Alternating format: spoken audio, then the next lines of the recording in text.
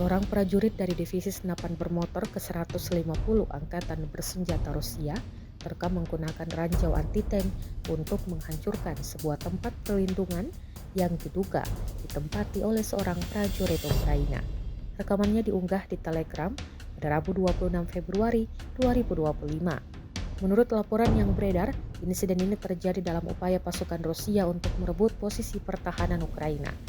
Sang prajurit Rusia yang identitasnya belum diungkap tampak melempar ranjau anti-tank di dekat tempat perlindungan sebelum ledakannya.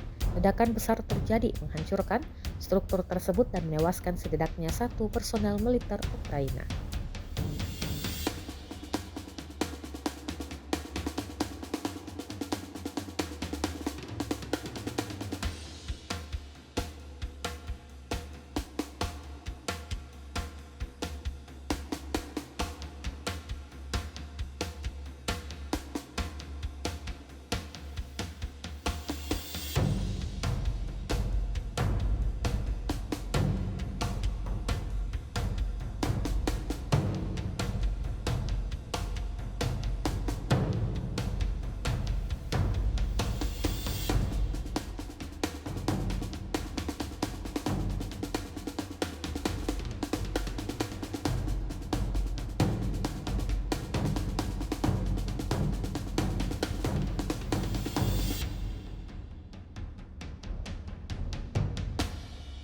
Download Tribun X sekarang, menghadirkan lokal menjadi Indonesia.